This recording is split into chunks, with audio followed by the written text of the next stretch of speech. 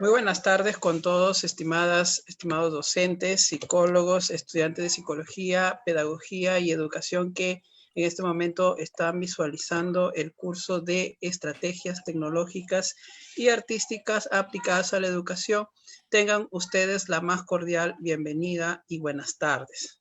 En esta oportunidad, continuando con la tercera jornada de este curso ya señalado, tenemos el honor de contar en esta sala de Zoom con el doctor Mario Gerardo Cervantes Medina, quien ya nos ha acompañado en una oportunidad y estoy seguro que esta vez, la misma que la otra ocasión o que la ocasión pasada, vamos a tener una ponencia bastante interesante y una ponencia magistral. Y para ello voy a leer un poco del resumen profesional del doctor Mario Gerardo Cervantes Medina. El doctor Mario Gerardo Cervantes Medina es natural de México, es mexicano el doctor, de un país bastante amigo a nosotros los países latinoamericanos, como los que nos están viendo en este momento, Bolivia, Perú, Ecuador, Colombia, y entonces bastante cercano el país del doctor. También el doctor tiene una licenciatura tiene un grado de doctor en ciencias sociales, asimismo es profesor investigador adscrito al Departamento de Sociología del Centro Universitario de Ciencias Sociales y Humanidades de la Universidad de Guadalajara. Tiene especialidad en el tema de psicología educativa y en ese sentido tiene bastante experiencia en cuanto al trabajo con adolescentes, con niños en el tema de educación y pedagogía y psicología. Entonces, en ese sentido, auguramos una buena plática profesional para el día de hoy. Doctor, bienvenido una vez más, Dios le bendiga y adelante con su ponencia, doctor. Estamos muy ansiosos de escucharle. Muy amable, muchas gracias. Gracias por la invitación. Buenas tardes a todas y a todos. El tema que les vamos a compartir el día de hoy tiene que ver con las tecnologías para el aprendizaje, estrategias para el diseño instruccional. ¿Qué quiero decir? De cursos en línea.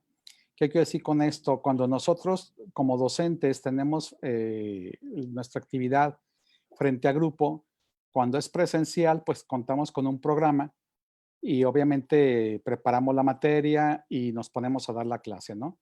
Pero en esta época donde la mayoría de las clases ahora son ya en línea, obviamente por razones ya de sobra conocidas por la pandemia, entonces nos vemos ante la necesidad de nuestro curso que nosotros tenemos experiencia impartiendo en manera presencial, pues tenemos ahora que darlo en línea.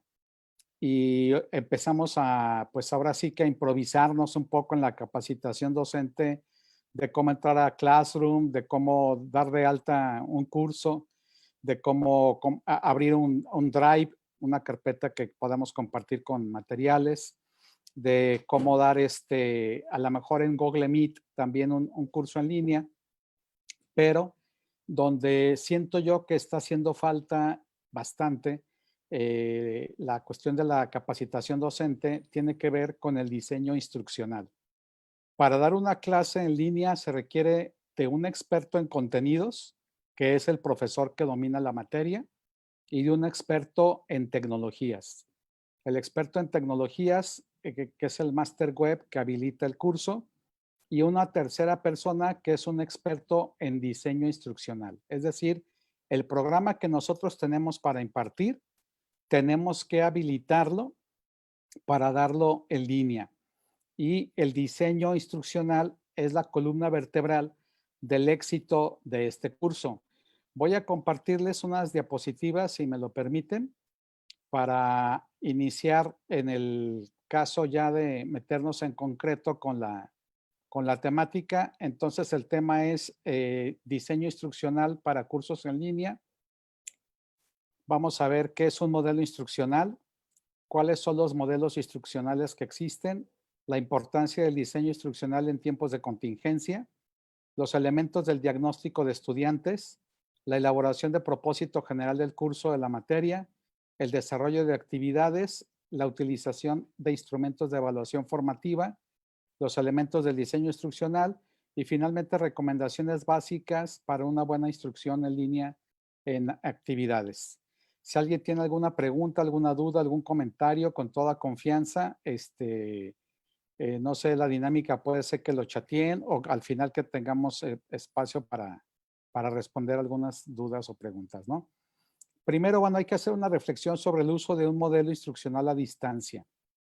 Para esto es importante que nosotros podamos hacer un diagnóstico a nuestros estudiantes y ver qué tanto ellos tienen de experiencia para trabajar en línea, porque también hay una situación muy complicada para el estudiante cuando no está también habituado, que no tiene el hábito del trabajo en línea. Tenemos el grave problema de, de que nos sentimos solos porque estamos frente a una pantalla y obviamente la experiencia presencial es muy distinta a cuando nosotros tenemos que compartir un conocimiento a través de la computadora o de un celular, ¿no? Una pantalla. Entonces aquí es necesario crear cierta empatía, cierta, digamos, eh, condiciones académicas para iniciar el curso. Hay que elaborar un texto o un video que dé la bienvenida para el curso, elaborar una introducción de cada uno de los cursos del semestre en caso de que tengas varias asignaturas. Hay que elaborar también un propósito general del curso, dosificar las unidades conforme a la temática que nosotros vayamos a abordar. Tiene que ver con la planeación didáctica y tiene que ver también con la cuestión de saber en cuántas semanas o cuántos meses vamos a aterrizar qué tipo de contenidos y aquí es importante dosificar las unidades. Hay que elaborar las instrucciones de cada una de las actividades del curso y aquí también es importante que nosotros cuando expliquemos las actividades que queremos desarrollar, se las expliquemos ahora sí que con manzanas a nuestros alumnos para que ello les quede claro, porque si nosotros le decimos, vamos a poner ejemplo un tanto cuanto burdo, ¿no? Haz una salsa. La instrucción haz una salsa, no queda claro si es una salsa y de qué tipo de salsa, ¿no? Si es una salsa, no sé, tabasco, una salsa mexicana, una salsa, no sé, hay N cantidad de salsas que existen. Y entonces decimos haz una salsa, pero no dejamos claro qué tipo de salsa. Ni tampoco dejamos claro qué tipo de materiales y cuáles son los pasos para hacer la salsa. Tenemos que decirle, vas al supermercado, compras unos jitomates, los pones a hervir y les vas explicando paso a paso cuál es la salsa que tú quieres hacer. Es decir, si nosotros le decimos, haz un ensayo, pero no le decimos exactamente qué es lo que contiene el ensayo, cuáles son los pasos del ensayo, cuál es el objetivo para hacer el ensayo, pues solamente los aventamos ahí para que hagas el ensayo y obviamente tenemos que darle cosas, instrucciones de forma y de fondo para elaborar el ensayo, ¿no? Elaborar instrumentos de evaluación con objetivos para cada una de las actividades. En el caso de la evaluación, también tenemos que ver qué es exactamente lo que queremos evaluar. Si nosotros le estamos pidiendo elabora un ensayo, entonces el educando nos va a tener que hacer varias actividades. Una, leer, a lo mejor investigar, dependiendo si nosotros le decimos investiga tales conceptos o le mandamos las lecturas y se ahorran la investigación. Y entonces después de leer, ellos van a tener que hacer, obviamente, pues una síntesis argumentativa de lo que están comprendiendo de la lectura para elaborar el ensayo, ¿no? En el caso del ejemplo del ensayo. Y entonces, ¿qué vamos a evaluar? ¿Cuáles serían las rúbricas para evaluar? Y aquí es importante dejarle claro a los alumnos los objetivos y obviamente darle las rúbricas. Y buscar materiales digitales como videos, libros, artículos, páginas web que apoyen a sus estudiantes a elaborar las actividades. Habilitar cursos en Classroom, en este caso, como puede ser también Google Meet, y compartir en sus academias los códigos de acceso. Es decir, avisarle al alumno tal día, tales horas, entras a tal página, te conectas, es el link y a través de la liga empezar ya la clase de un diseño de curso que nosotros ya elaboramos, ¿sí? Entonces, ¿qué es el diseño instruccional? El diseño instruccional es un proceso fundamentado en teorías de disciplinas académicas Aquí estamos hablando de corrientes pedagógicas también, especialmente en las disciplinas relativas al aprendizaje humano, que tiene el efecto de maximizar la comprensión, uso y aplicación de la información a través de estructuras sistemáticas, metodológicas y pedagógicas. Una vez diseñada la instrucción, deberá probarse, evaluarse y revisarse, atendiendo de forma efectiva a las necesidades particulares del individuo. Es conveniente el diseño instruccional poderlo pilotear, si nos da tiempo, se puede pilotear. Si no, hay una serie de criterios para evaluar el curso y nosotros podemos decir, este curso ya tiene todo lo que tiene que tener para iniciar obviamente el curso, ¿no? Los modelos instruccionales son varios. Existen, por un lado, existe el modelo por sus siglas conocido como ADIE, que significa análisis, diseño, implementación y evaluación. Es un modelo comúnmente utilizado en el diseño de la instrucción tradicional, aunque más en el medio electrónico. El modelo ADIE es útil en el sentido de poder hacer un buen diseño instruccional. También tenemos el modelo de Gerald Kemp, que tiene un enfoque holístico. Su propósito es diseñar un módulo instruccional sencillo. Y tenemos el modelo de Dick y Carey. Carey utiliza un enfoque de sistemas para el diseño de la instrucción. Es uno de los más conocidos por su naturaleza estructurada. El modelo describe todas las fases de un proceso interactivo que comienza identificando las metas instruccionales y termina con la evaluación sumativa. El modelo se puede aplicar a múltiples escenarios, desde el ambiente educativo hasta el laboral. Puede también ser útil para aprendizaje de cursos en capacitación para el trabajo. Hablamos aquí de a que hay que desarrollar conforme a los modelos educativos del modelo de competencias.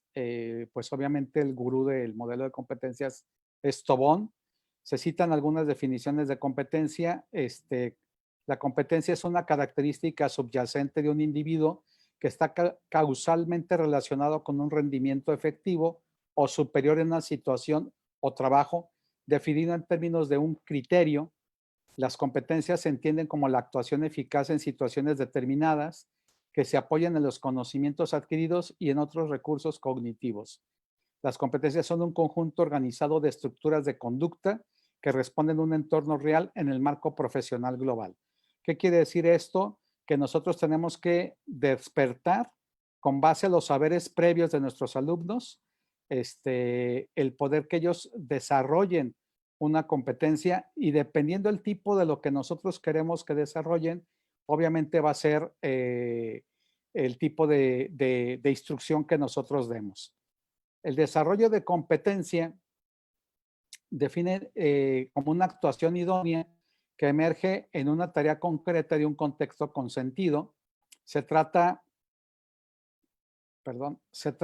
de un conocimiento, de un concepto asimilado con propiedad y el cual actúa para ser aplicado en una situación determinada de manera suficientemente flexible como para proporcionar soluciones variadas y pertinentes. Aquí las competencias pueden ayudar a resolver problemáticas concretas, ¿no? Con base en los conceptos anteriormente citados, Tobón entiende que las competencias son procesos complejos de desempeño con idoneidad en determinados contextos, integrando diferentes saberes. Ya ustedes deben de tener muy claro lo que es el modelo por competencias: saber ser, saber hacer, saber conocer y saber convivir. Estos son los 4 saberes que determina el desarrollo de competencias. Y para realizar actividades o resolver problemas con sentido de reto, motivación, flexibilidad, creatividad, comprensión y emprendimiento dentro de una perspectiva de procesamiento metacognitivo, mejorando con un mejoramiento continuo y compromiso ético, con la meta de contribuir al desarrollo personal, a la construcción,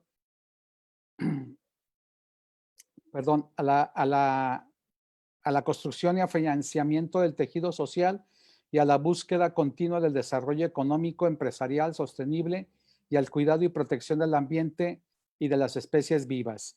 Esto es una forma holística donde todos formamos parte de un todo, y hay otra forma de ver la educación cuando es antropológica, donde el hombre gira todo alrededor en función de él, pero si nosotros tomamos en cuenta aquí la cuestión de protección al ambiente y de los ecosistemas, obviamente tenemos que tener también esta mirada holística que tiene que tomarse en cuenta dentro de los compromisos éticos del desarrollo de competencias, ¿no? Perdón, un segundo, se me trabó aquí. Ok. Para poder diseñar nosotros este desarrollo de competencias, nos vamos a la taxonomía de Bloom. Si ustedes observan esta gráfica de cuadro por columnas, tenemos nosotros 5 niveles. Esto es para el desarrollo de los objetivos. El nivel más básico o más light es el nivel 1, que es conocer, donde nosotros tenemos una serie de sinónimos que cuando diseñamos el objetivo, si ustedes observan, tiene que ser en tiempo indefinido, en sustantivo, por ejemplo, terminación ir.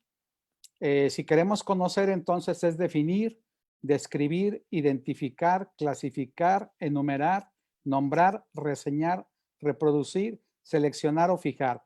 Todos estos son sinónimos de conocer. Y es dependiendo el grado de que nosotros queramos lograr con nuestro educando, qué es lo que queremos que el alumno logre con el trabajo o la actividad que le estamos dejando. Si nada más queremos que conozca, entonces sería el nivel 1.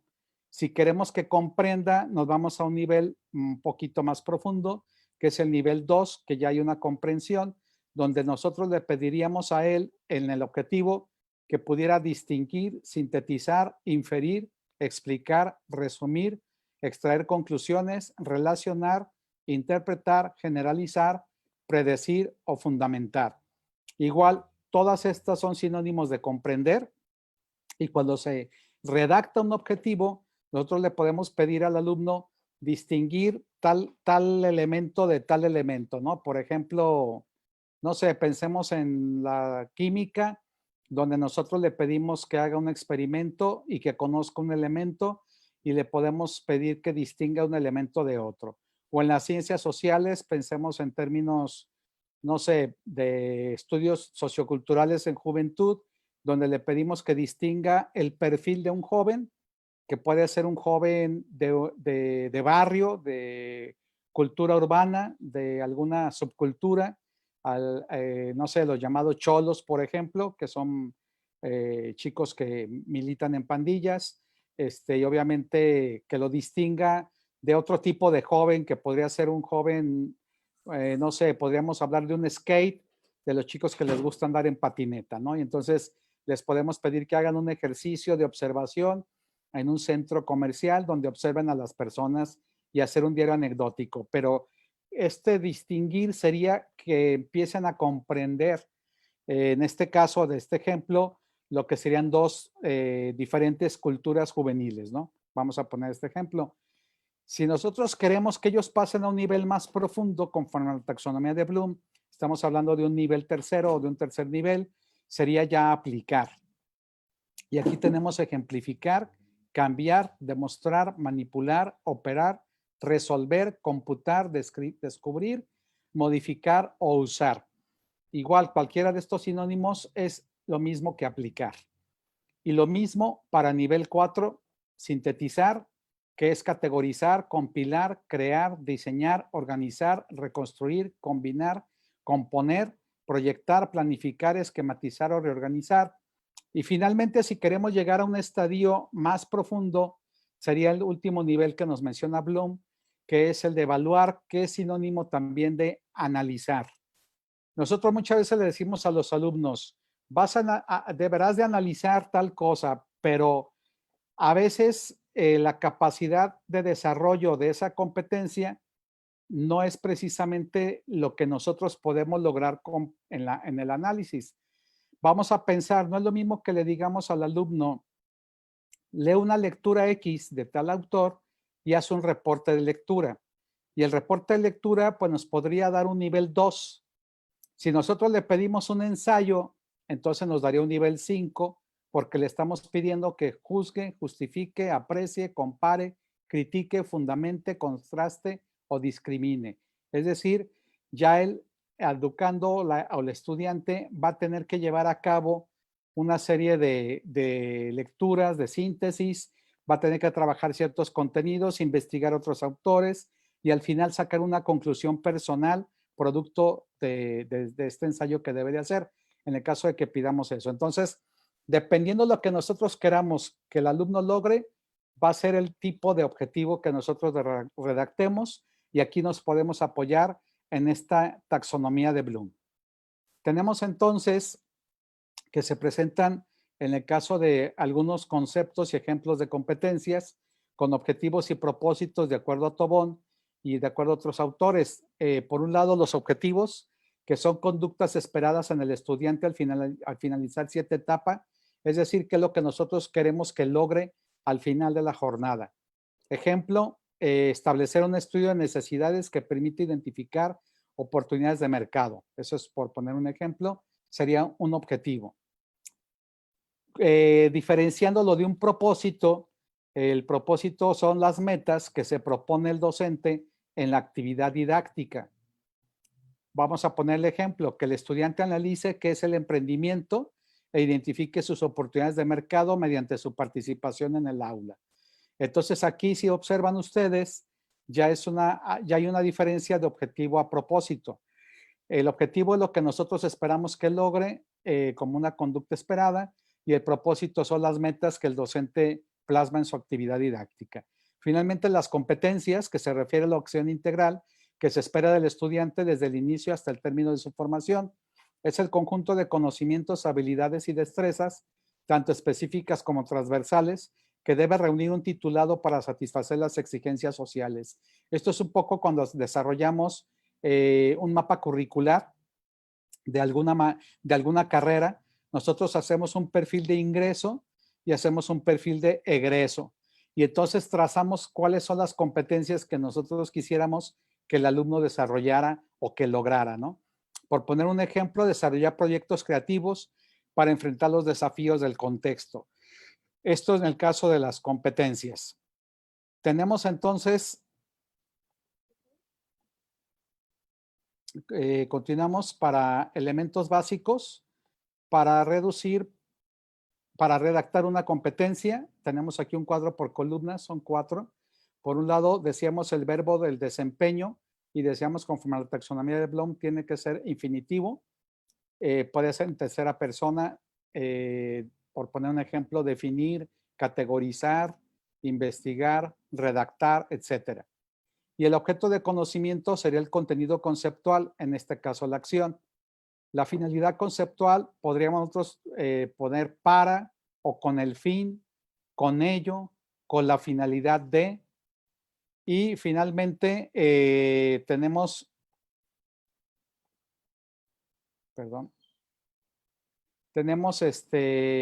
la competencia de calidad o referencia con base en, de acuerdo a, tomando en cuenta, en función de, bajo el parámetro o según. Son conectores que nosotros podemos en la redacción ayudarnos para cuando redactamos la competencia. Después tenemos la acción específica y observable de la cual se puede observar el desempeño. En el objeto, el ámbito sobre el cual recae la acción debe ser identificable y comprensible.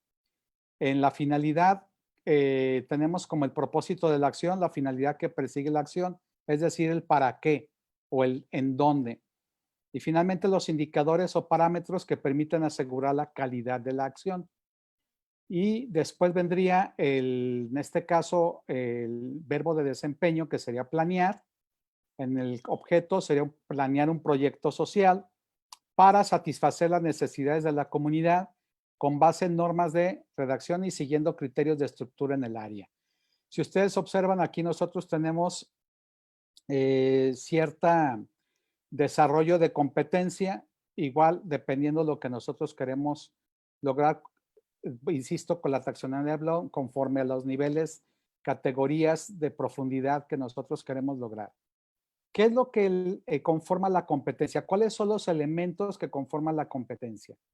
La competencia decíamos que es un conjunto de conocimientos, habilidades, actitudes y valores que convergen y permiten llevar a cabo un desempeño de manera eficaz, es decir, que el alumno logre los objetivos de manera eficiente y que obtenga el efecto deseado en el tiempo estipulado, utilizando los mejores métodos y recursos para su realización. Aquí hay una descripción que nosotros tenemos de los elementos que estamos explicando, que son los conocimientos, las actitudes y valores, junto con las habilidades, capacidad y actitud, ¿no?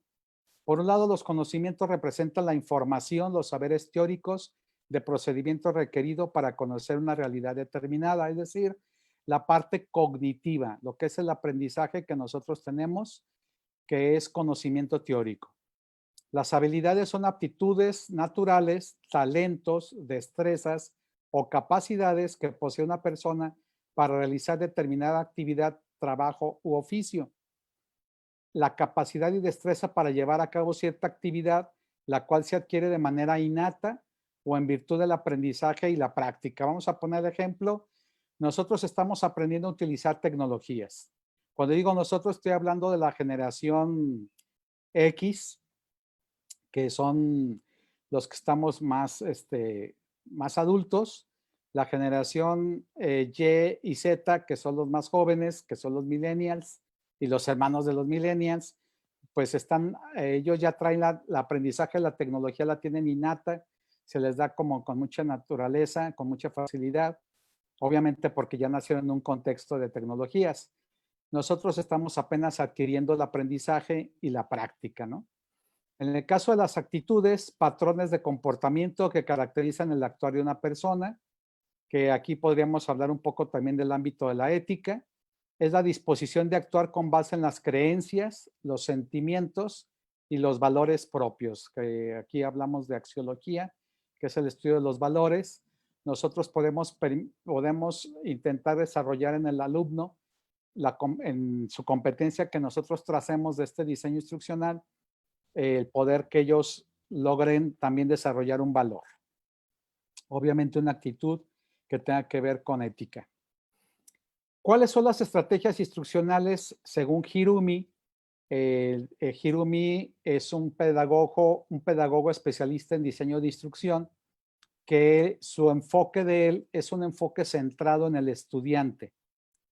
En su diseño instruccional de adaptación, que es una forma de un diseño instruccional, es mirar hacia adelante y reflexionar, presentar el desafío inicial, generar ideas, presentar múltiples perspectivas, investigación y revisión, prueba de temple, publicarlo, profundización progresiva, reflexiones y decisiones generales y evaluación. Estos 10 pasos en el diseño instruccional, según estos autores, es el de adaptación. Tenemos otro tipo de diseños que lo vamos a ir comentando. Por ejemplo, la colaboración para resolver problemas.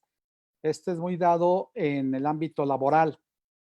Según Nelson, la preparación, formar y normar grupos, determinar el problema preliminar, o sea que ahí habría que hacer un diagnóstico para ubicar el problema, definir y asignar roles, participar en la solución de los problemas, finalizar la solución, sintetizar y reflexionar, evaluación del producto y proceso y cierre de la actividad. En el caso de la colaboración para resolver problemas. Tenemos también 8 eventos de aprendizaje centrados en el estudiante, según Hirumi. Por un lado, establecer desafíos de aprendizaje, negociar metas y objetivos. Es importante tomar en cuenta aquí al educando y preguntarle si está de acuerdo o no está de acuerdo en lograr estos objetivos, un poco como cuando nosotros negociamos con nuestros alumnos su aprendizaje.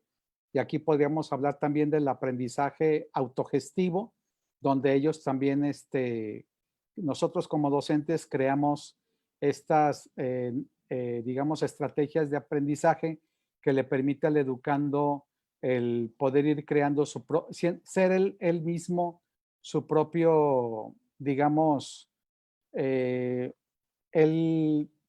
ser responsable de su aprendizaje.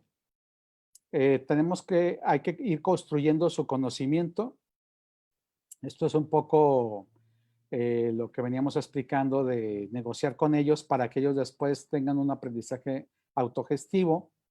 Es un poco de constructivismo también, si lo observamos así, construir su propio conocimiento, negociar los criterios de desempeño, la evaluación del aprendizaje, proporcionar retroalimentación y finalmente comunicar los resultados. Me regreso aquí a la parte de ejercicio de investigación de Joyce y Weil, donde hablamos de la confrontación con el problema, la verificación de datos, la experimentación de datos, este es otro tipo de diseño instruccional, la organización, formulación y explicación.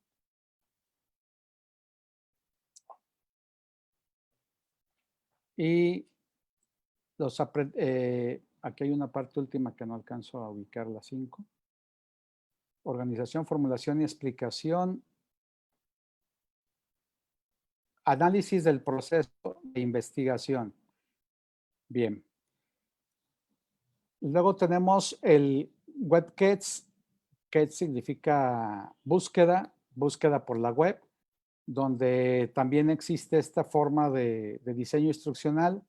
Aquí hay una introducción, una tarea, un proceso, recursos, evaluación y conclusión, que son actividades que se plasman en el diseño instruccional. Podemos decir que cuando uno está desarrollando su diseño, puede ser también un poco ecléctico y puede uno meter de diferentes tipos de elementos, no necesariamente casarse con un solo modelo. Podemos, no sé, hablar de meter un poco el WebKits y, no sé, mezclarlo, por ejemplo, con algo de Hirumi, o hablar un poco de este otro de aprendizaje basado en problemas, como nos lo explica Barrows, que es iniciar la lección, iniciar un nuevo problema, seguimiento del problema, presentación de resultados y las conclusiones. Continuando entonces con las estrategias instruccionales, damos paso a las actividades de aprendizaje por unidad. Ustedes saben que la planeación didáctica tiene contenidos temáticos y que estos temas se subdividen por unidades. Entonces, habría que ver qué tan extenso es la unidad y ver cuántas actividades podríamos programar en cada unidad, también dependiendo el orden cronológico de lo que dure el curso. Si mi curso es un bimestre, es un cuatrimestre, es un semestre, ¿cuántas clases voy a poder programar? ¿Cuánto le voy a dar a cada unidad en tiempo? Y entonces, ¿qué actividades vamos a dejar para cada unidad, ¿no? El número de actividades de aprendizaje de cada unidad puede variar de acuerdo con la planeación del docente. Cada unidad de aprendizaje contiene 3 tipos de actividades. Cuando iniciamos se le llama preliminar o apertura, que es el inicio. Luego tenemos el desarrollo y finalmente el cierre o producto final de la unidad. Son estos 3 momentos importantes que hay que dejar en claro que cada aprendizaje debe de tener estas 3 actividades. Recapitulando, apertura, desarrollo y cierre. Es importante porque hay ocasiones que nosotros iniciamos un tema sin dar una introducción y de repente empezamos a desarrollarlo.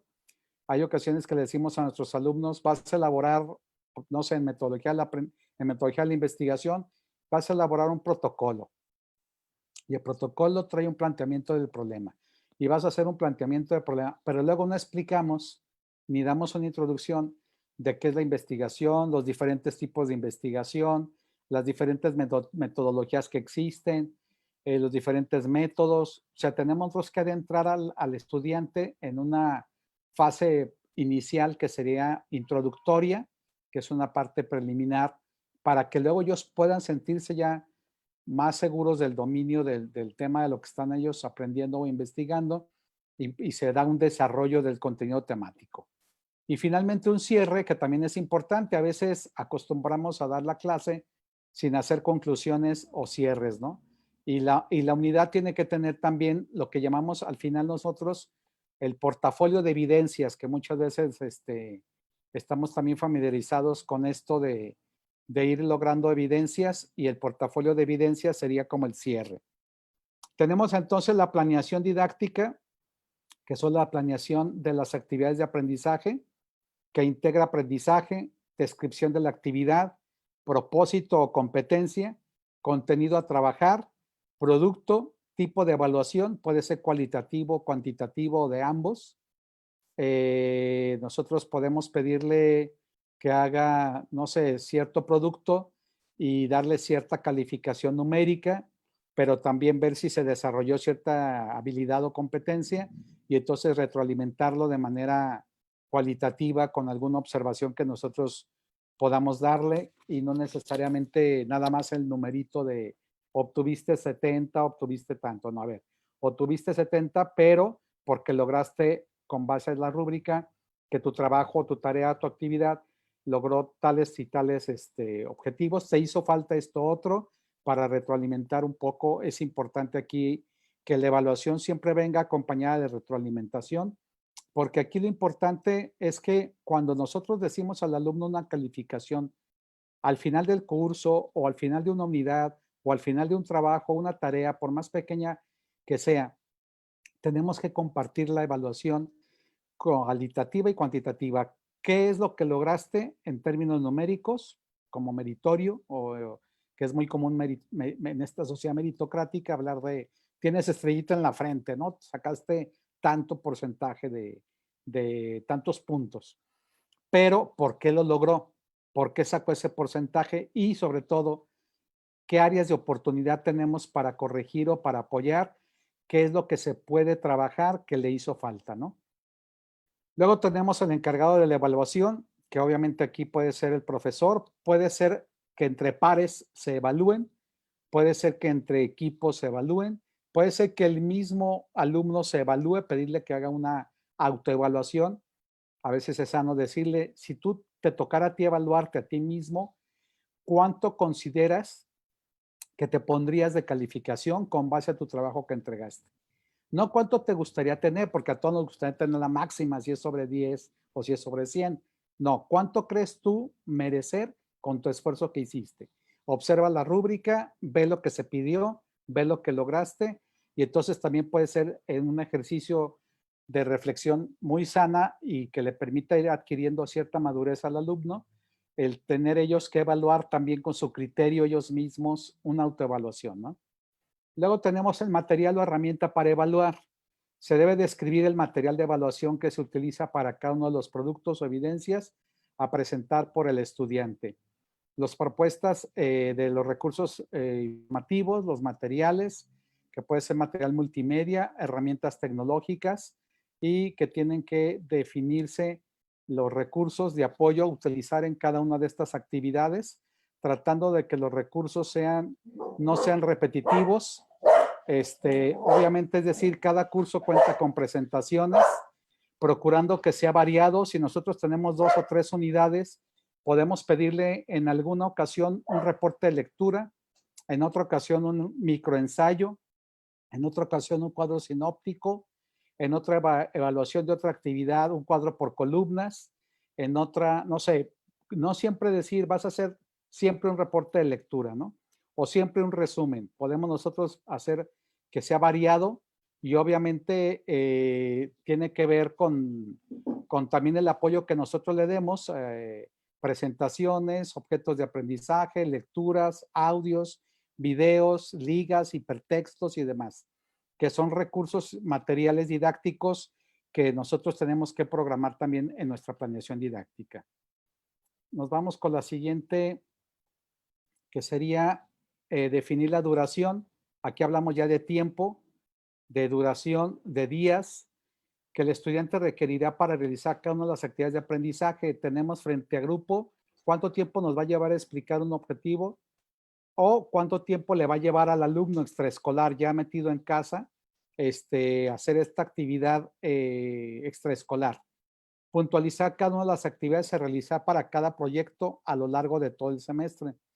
Esto es importante también para no generar en el alumno cierta ansiedad, porque en los cursos en línea, si el alumno no tiene ese acompañamiento de hacia dónde va, cuál es la meta, qué es lo que busca el curso, no le va quedando claro las actividades. Por eso es importante que en la primera sesión, en cuanto nosotros nos presentemos, demos a conocer el encuadre demos a conocer cuál va a ser el sistema de evaluación, negociemos con el alumno y también demos a conocer el programa y decirle el semestre o en este caso, no sé, el bimestre, lo que vaya a durar, son tantas clases, son tantas unidades, vamos a aplicar tantas actividades, vamos a hacer un examen parcial o dos o un final, etcétera.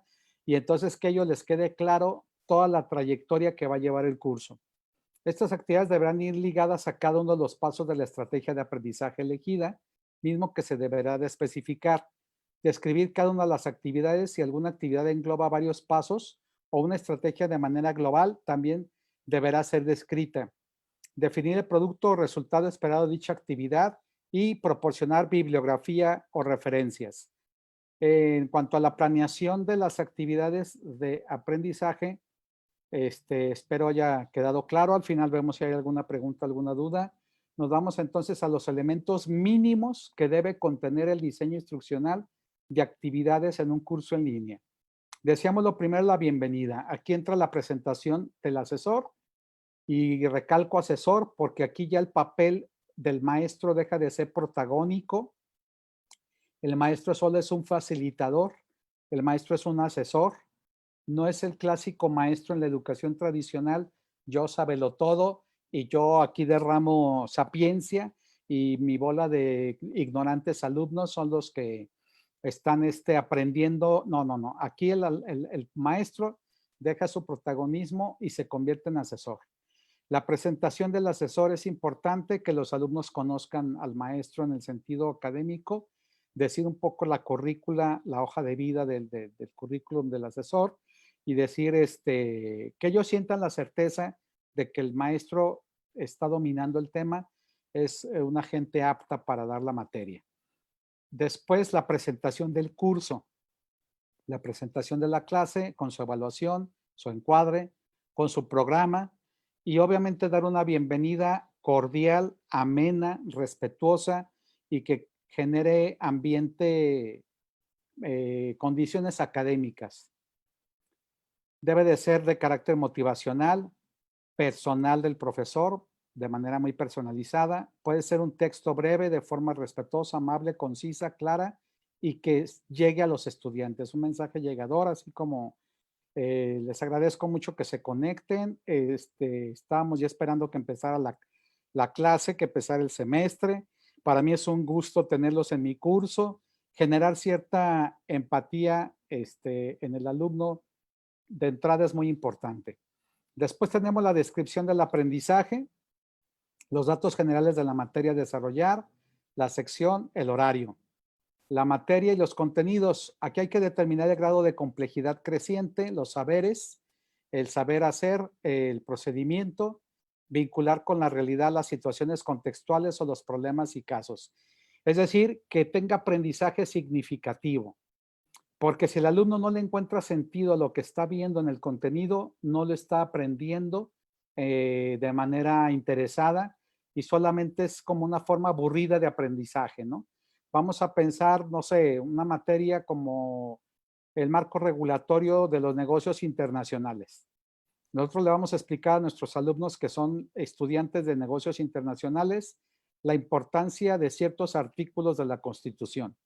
Si nosotros le echamos un rollo mareador, aburrido de la Constitución y les ponemos a leer los artículos, pues obviamente lo van a tener que aprender porque obviamente no hay de otra, pero el derecho es como un poquito árido para enseñar.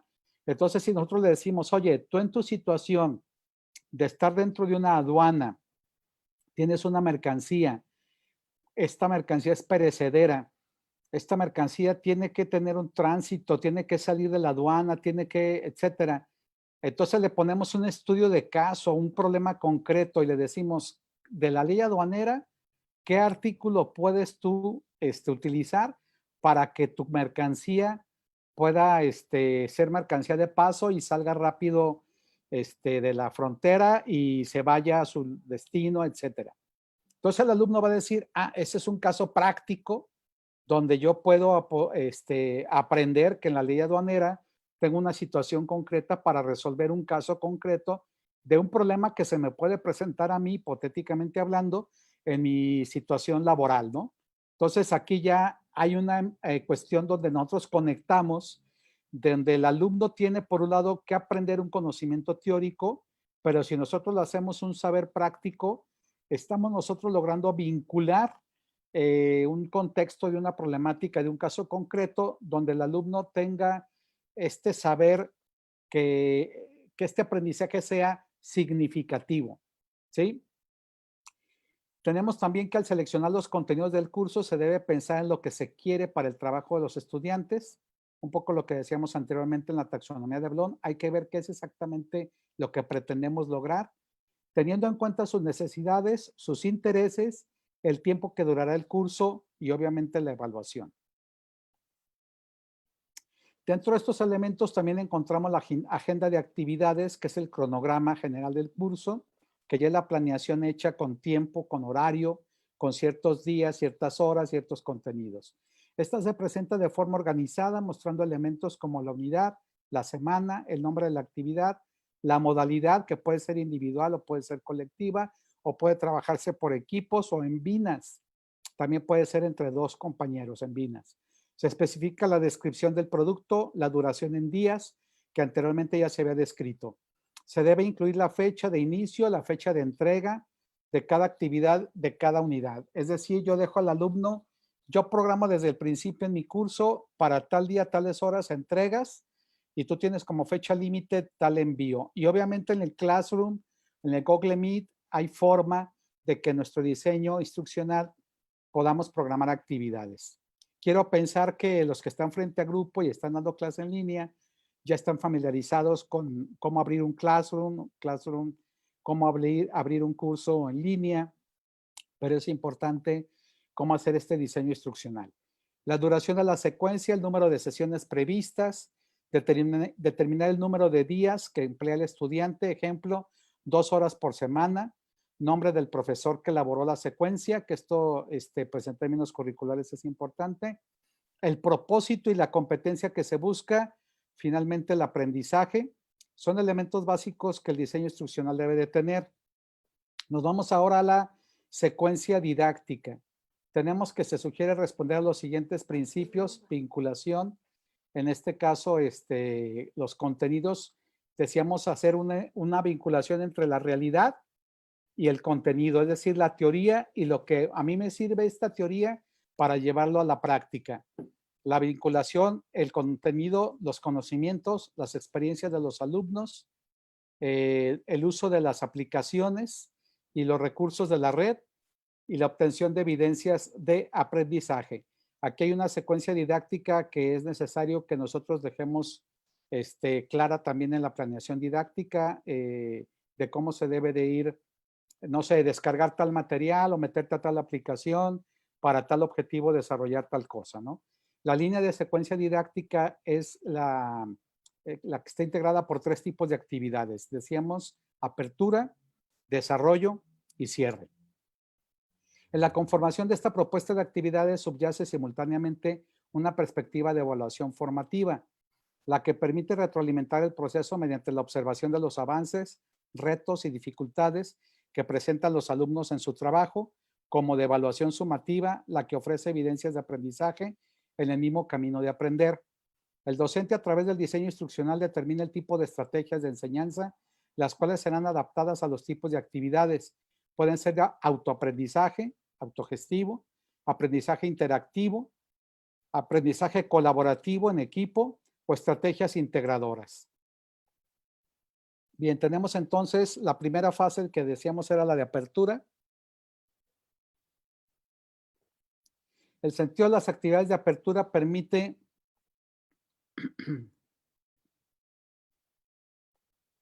perdón, las actividades de desarrollo, no estamos con el sentido.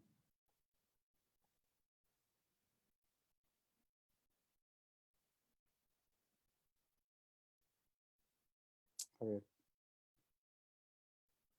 El sentido de las actividades de apertura permite abrir el clima de aprendizaje.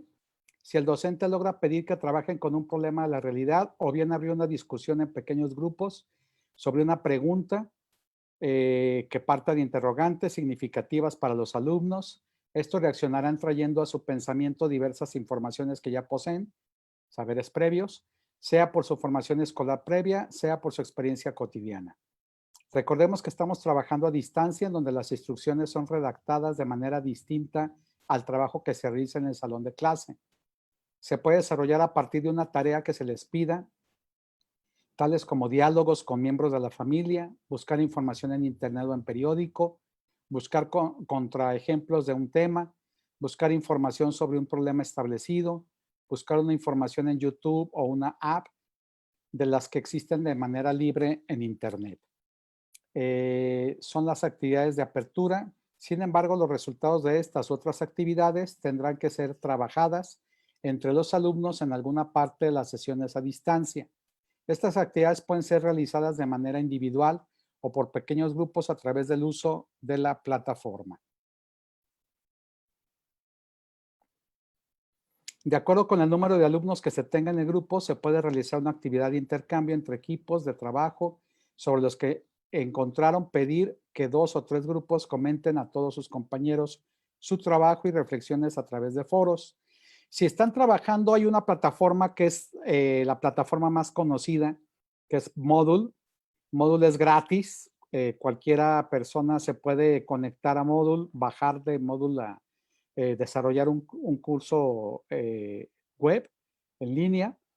Y Moodle tiene foros que es una de las actividades donde los alumnos pueden forear, pueden hacer comentarios por escrito de lo que otros compañeros pueden estar aportando. Se puede dejar como actividad, por ejemplo, no sé, comenta tal contenido y comenta a 2 de tus compañeros. Y entonces se va armando un poco el debate, porque se obliga a que el alumno, aparte de lanzar su contenido él de su comentario, comente otros 2 compañeros. También se puede hacer preguntas con opción para que entre los estudiantes se respondan en Classroom, que esa es otra herramienta, y el profesor puede diseñar archivos en Drive para que trabajen en estos equipos compartiendo los enlaces respectivos. Aquí una observación: cuando tú abras un grupo, cuando tú abras un curso y compartas una carpeta en Drive, ahí viene entre las opciones que te da, si tú quieres que tus alumnos sean editores. Tú diles que no, que solamente quieres que el alumno pueda bajar los documentos, porque pues hay docentes que comparten la amarga experiencia de que un alumno, como lo dejas como que ellos pueden editar, pueden borrar la carpeta, pueden borrar contenidos.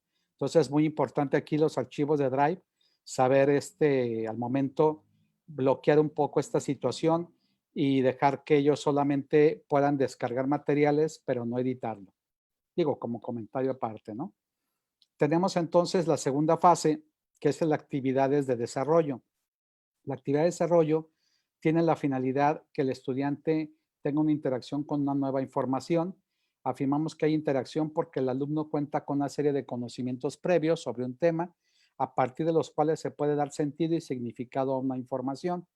Para significar esa información se requiere lograr colocar en interacción la información previa, la nueva y, hasta donde sea posible, un referente contextual que ayuda a darle sentido de actualidad. En este caso podemos poner casos concretos, muy concretos, de una problemática, dependiendo del perfil del estudiante, de lo que está aprendiendo, ¿no? Si es al nivel licenciatura, la carrera; si es a nivel primaria, pues tratarle al niño que ubique alguna situación familiar o doméstica, que viva en casa, tratar de meterlo a su realidad, ¿no? La fuente de la información puede ser diversa: la realización de una discusión sobre una lectura, un video de origen académico, recursos que el docente puede utilizar también, que son muy variados, y puede valerse de aplicaciones a las que puede acceder sus estudiantes. Si el profesor emplea algún sitio para reservatorio de información, decíamos, puede ser Moodle, puede ser Classroom, entre otros, y se puede apoyar en ello. 2 momentos son relevantes en las actividades de desarrollo. Es relevante el trabajo intelectual con una información y el empleo de esa información en alguna situación, problema. El problema puede ser real o hipotético, o bien puede formar parte de un proyecto multidisciplinario de trabajo más amplio del curso. Es importante que no se limite a una aplicación escolar de la información a responder un cuestionario de preguntas sobre el texto o a realizar ejercicios de los que vienen los textos escolares, sino que es conveniente que esta aplicación de información sea significativa. Por ello, vincularla con un caso, problema o proyecto multidisciplinario puede tener más relevancia para el alumno. Si el docente desde el principio del curso tiene claridad sobre algunos elementos integrales de la evaluación que se pueden resolver por etapas cuando se trabaja por casos, proyectos multidisciplinarios o problemas, algunas de estas actividades pueden constituirse en evidencias de aprendizaje para ser consideradas en la evaluación, tanto en la perspectiva formativa como sumativa, es decir, ponerle numerito a la actividad, es decir, una calificación. Ahora nos vamos a la tercera y última etapa, que sería la de cierre. Las actividades de cierre se realizan con la finalidad de lograr una integración del conjunto de tareas realizadas. Nosotros podemos pedirle que haga un ensayo, pero al principio la primera actividad puede ser que investigue un concepto, la segunda que redacte un microensayo máximo de 3 cuartillas, la tercera que haga un reporte de lectura, de tal suerte que al final el producto de lo que él fue desarrollando anteriormente le permita compilar para hacer un ensayo, por ejemplo, ¿no? Entonces es como una secuencia que nosotros le vamos pidiendo en las actividades o las tareas. Permite elaborar una síntesis del proceso y del aprendizaje desarrollado. A través de ellas se busca que el estudiante logre reelaborar la estructura conceptual que tenía al principio de la secuencia, reorganizando su estructura de pensamiento a partir de las interacciones que ha generado con las nuevas interrogantes y la información a la que tuvo acceso. Estas actividades de síntesis pueden consistir en reconstruir información a partir de determinadas preguntas, realizar ejercicios que impliquen emplear información en la resolución de situaciones específicas. Entre más inéditas y desafiantes es mejor. Entonces, la actividad de cierre, pues es el cúmulo en síntesis de ejercicios o actividades anteriores que fuimos dejando. Pueden ser realizadas en forma individual, en pequeños grupos. Pues lo importante es que los alumnos cuenten con un espacio de acción intelectual y diálogo entre sus pares. Aquí es importante esta interacción. Dice Piaget que el alumno aprende a pesar del maestro, que el alumno aprende cuando socializa el conocimiento y que nosotros somos solamente facilitadores. En el caso de trabajar por casos, proyectos multidisciplinarios o problemas, puede ser el avance de una etapa prevista previamente. Las actividades de cierre posibilitan una perspectiva de evaluación para el docente y el estudiante, tanto en el sentido formativo como sumativo. De esta manera, las actividades propuestas pueden generar múltiple información, tanto del proceso como del producto de aprendizaje. De manera simultánea se puede analizar lo que se viene logrando, tanto las dificultades como las oportunidades de los alumnos. Y obviamente aquí en el cierre, pues ya estamos hablando también de la etapa de evaluación. Es decir, los productos o evidencias de desempeño que se pueden pedir a los estudiantes. Se sugiere privilegiar la calidad sobre la cantidad.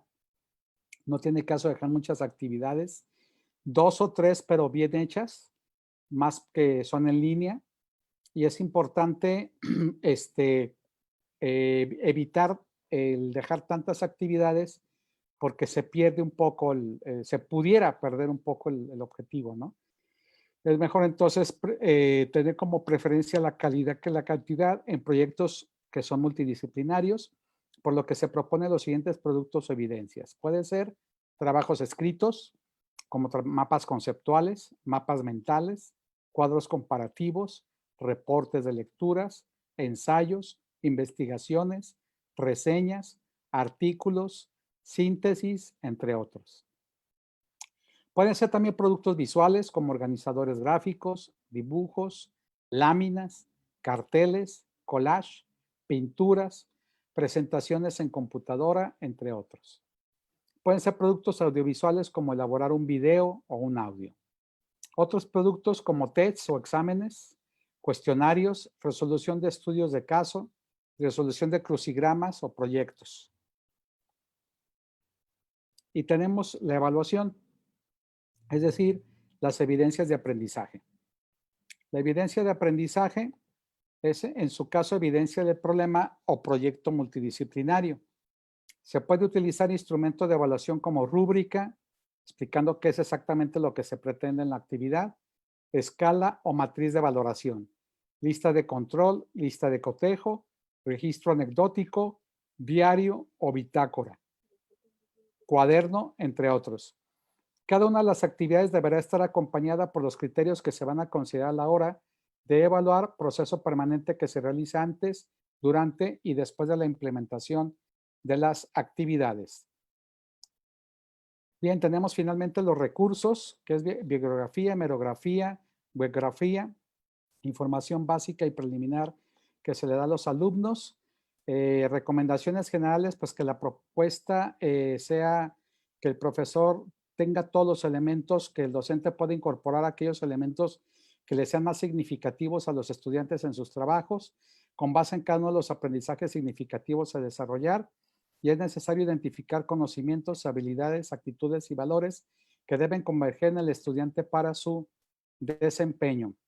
Hasta aquí lo que teníamos nosotros programado como diseño instruccional. No sé si tengan alguna pregunta, alguna duda. Yo con todo gusto estoy a sus órdenes. No sé cuál pueda ser la dinámica para responder posibles dudas o preguntas. Sí, justamente estaba escuchando atentamente la ponencia respecto a qué estrategias y cuáles son los elementos básicos que debe considerar alguien que está pretendiendo crear un curso en línea o una clase en línea, ¿no? Y normalmente ahora con el tema justamente de que en la mayoría de países se ha implementado lo que es el estudiar desde casa. Y bueno, hay una pregunta desde Facebook, se la voy a trasladar, doctor, y también la voy a adaptar. Dice lo siguiente: ¿cómo poder impactar cuando un maestro sale a dar una clase, obviamente en línea, por más que dice que el maestro da a conocer el tema con algunas estrategias, el público como que no sale impactado, como que es un poquito distinto a dar una clase en presencial que darle en línea? ¿Qué consejos o qué tips da usted de su experiencia, doctor? Bueno, decíamos que tiene que ser un aprendizaje significativo y que nosotros tenemos que buscar, dependiendo del perfil del curso y del alumno, el que podamos hacer que el alumno tenga un interés, que nosotros le despertemos del contenido temático que vamos a desarrollar, logremos despertarle un interés de qué le puede ser útil en su vida cotidiana, lo que nosotros le estamos explicando. Y si nosotros logramos ese vínculo, esa conexión entre lo que el alumno aprende porque viene en el programa y porque tiene que aprenderlo, a lo que el alumno le puede ser útil lo que está aprendiendo y que en su vida cotidiana le va a significar este aprendizaje, ¿no? Entonces yo creo que aquí habría que apelar un poco a los aprendizajes significativos. Listo, doctor. También hay otra consulta, justamente ahorita se lo voy a trasladar, y dicen lo siguiente: ¿cómo hacer estas estrategias, estos elementos que usted de manera magistral ha expuesto el día de hoy, cómo aplicarlos en realidades rurales, teniendo en cuenta, por ejemplo, en países latinoamericanos como el de quien le habla, Perú, Bolivia, Colombia, Ecuador, tienen bastante sector rural, ¿no? Igual que México. Sí, Y sí. entonces supongo que es distinto la realidad en cuanto a la aplicación de estas estrategias. ¿Usted cree que deberían darse estrategias diferenciadas en cuanto a estas realidades, tanto la realidad de la ciudad como la realidad rural? Yo considero que sí, aquí es donde hablamos de nueva cuenta de que nosotros debemos de, como docentes, tener la habilidad de ver el entorno y el contexto del estudiante. Por eso también es importante realizar un diagnóstico, porque no es lo mismo hablarle a un grupo de bachilleres de una escuela particular, de una universidad privada, donde tienen todos los elementos, tienen biblioteca personal en su casa, tienen computadora con internet, tienen todo lo que tienen que tener de condiciones para el aprendizaje, a hablarle a una comunidad. Vamos a pensar nosotros yo vivo en la ciudad de Guadalajara, del estado de Jalisco, y en la parte norte del estado es la parte que tiene condiciones más paupérrimas económicamente hablando, la zona norte. que hay una etnia que son los wixárikas, y obviamente ahí tenemos presencia, como la Universidad de Guadalajara tiene un centro universitario ahí que le llaman Centro Universitario del Norte.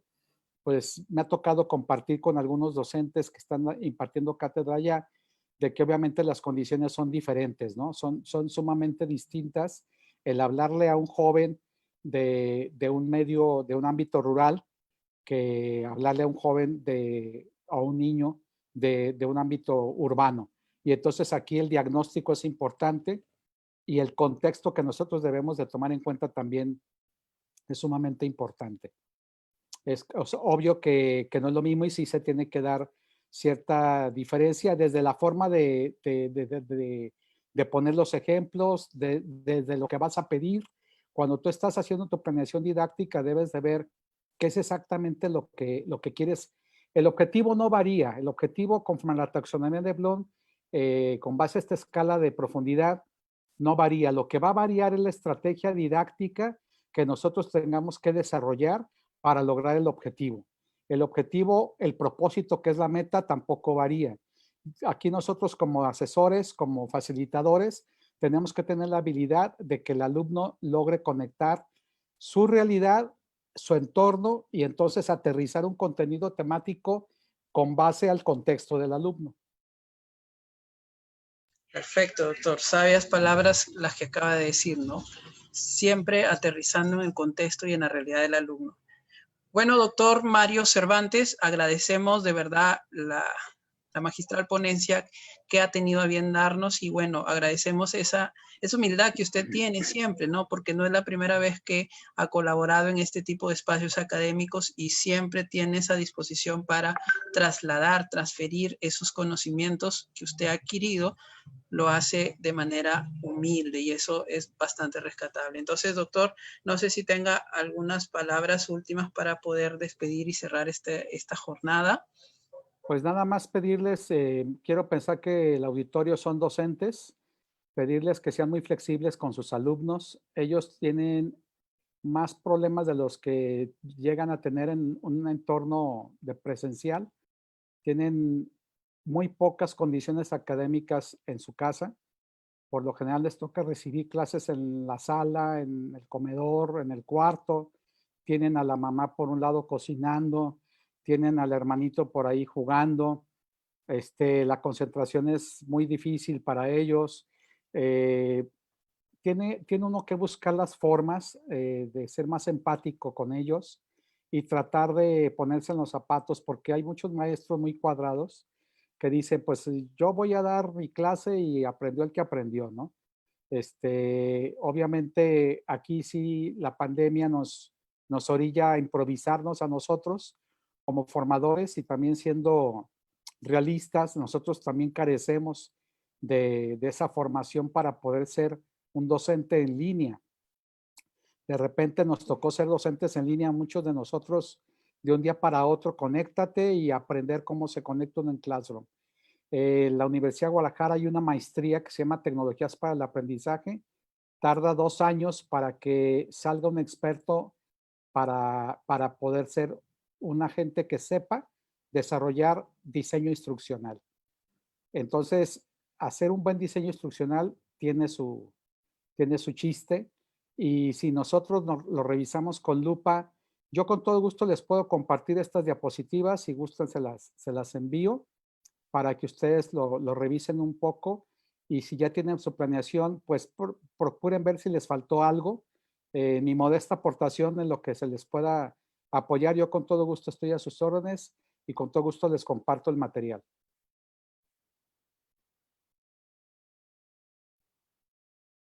Listo, doctor. Entonces, en ese sentido, agradecemos mucho nuevamente por haber estado con nosotros hoy. Que Dios le bendiga y pues estaremos atentos de repente a una nueva oportunidad de poder escucharle.